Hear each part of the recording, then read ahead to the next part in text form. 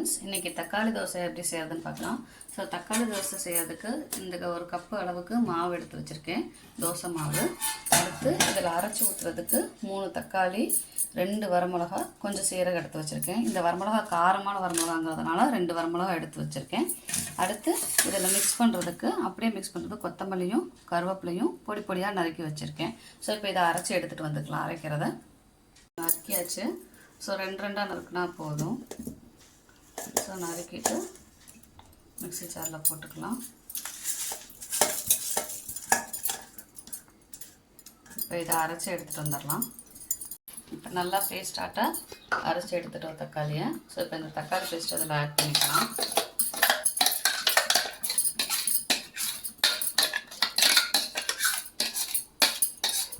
மாவில் ஆட் பண்ணிவிட்டு அடுத்து அதோட கொஞ்சோண்டு மஞ்சப்பொடி,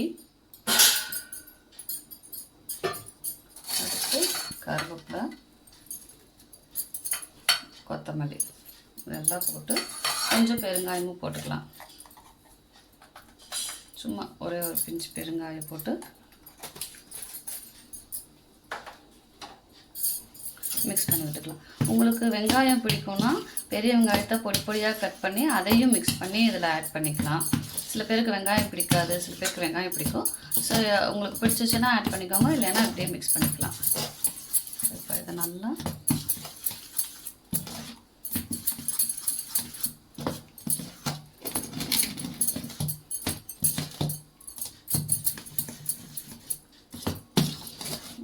மிக்ஸ் பண்ணிக்கலாம்.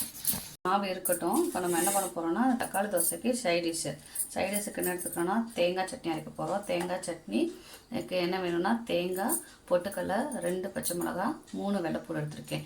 எப்போயுமே தேங்காய் சட்னி கொஞ்சம் டேஸ்ட்டாக இருக்கணும்னா தேங்காய் நிறையா இருக்கணும்.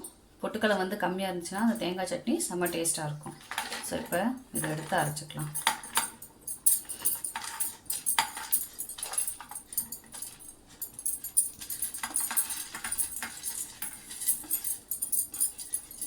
ஸோ இப்போ இதை அரைச்சி எடுத்துகிட்டு வந்துடலாம். இப்போ தேங்காய் சட்னியை தேவையான அளவு உப்பு போட்டு அரைச்சி எடுத்துக்கிட்டோம். ஸோ இப்போ இது ரொம்பவும் நைஸாகவும் இல்லாமல் ரொம்ப குறகுறனும் இல்லாமல் எடுத்துக்கணும். அப்போ தான் தேங்காய் சட்னி நல்லாயிருக்கும். ரொம்ப நைஸாக இருந்தாலும் தேங்காய் சட்னி நல்லா இருக்காது, ரொம்ப குறகுறன்னு இருந்தாலும் நல்லா இருக்காது. ஸோ இப்போ தேங்காய் சட்னி அரைச்சிட்டாச்சு. இப்போ இதை தாளிக்கிறதுக்கு என்னென்ன வேணும்னு பார்க்கலாம். இப்போ இது தேங்காய் சட்னியை தாளிக்க போகிறோம். தேங்காய் சட்னி தாளிக்கிறதுக்கு தாளிப்பு கரண்டி வச்சுட்டு நல்லெண்ணெய் ஊற்றிக்கலாம். நல்லெண்ணெய் ஊற்றிட்டு சாதாரணமாக எப்போவுமே கடுகு, உளுந்தம் பருப்பு போட்டு தான் தாளிப்போம். கருவேப்பிலை போட்டு நான் இங்கே எக்ஸ்ட்ரா என்ன வச்சுருக்கேன்னா ஒரே ஒரு சின்ன வெங்காயத்தை நறுக்கி வச்சுருக்கேன். ஸோ தாளிக்கிறப்ப இந்த சின்ன வெங்காயத்தை பொடி பொடியாக நறுக்கி தாளித்தோன்னா தேங்காய் சட்னி செம்ம ஸ்மெல்லாக டேஸ்ட்டாக இருக்கும், வாசமாக இருக்கும். என்ன சுட்டுச்சு. கடுகு போட்டுக்கலாம். கடுகு பொரியட்டும்.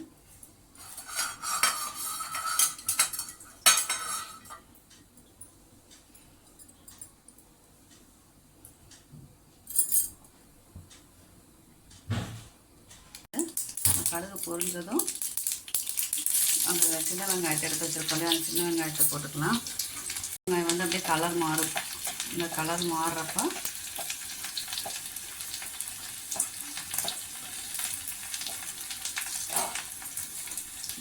கண்ணாடி மாதிரி கலரில் வரும். ஸோ கண்ணாடி மாதிரி மாறினோனையும் பொடிப்படியாக நறுக்கி வச்சுருக்க கருவேப்பிலையும் போட்டுக்கலாம். போட்டுட்டு இறக்கிடலாம். இதை அப்படியே கொண்டு போய் சட்னியில் போட்டுடலாம்.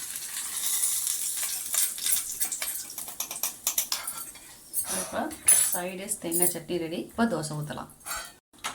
அடுப்பு பற்ற வச்சு தோசைக்கல்லை வச்சுக்கலாம். தோசைக்கல் நல்லா சூடாகட்டும். சூடாக இருந்தால் நம்ம தோசை ஊற்றணும். இப்போ கல் சூடாகிடுச்சு. இப்போ நீங்கள் எப்போயுமே முன்னாடி ஒரு ஆனியனை வச்சு இப்படி தேய்ச்சி எடுத்துட்டிங்கன்னா இன்னும் தோசை நல்லா வரும். இப்போ நம்ம என்ன எடுத்துக்கலாம்னா தேய்ச்சி எடுத்துட்டோம். ஸோ இப்போ தோசை ஊற்றலாம்.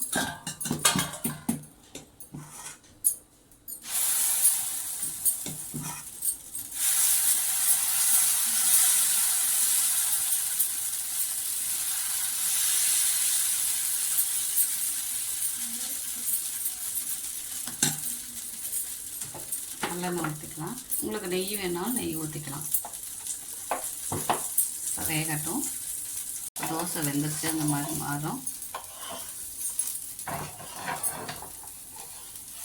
தோசை எடுத்து திருப்பி போட்டு நல்லா வெந்துருக்கு பார்த்தீங்களா. திருப்பி பார்த்துக்கலாம். எல்லா தோசையும் வெந்துருச்சு. இப்போ தோசை தக்காளி தோசை ரெடி.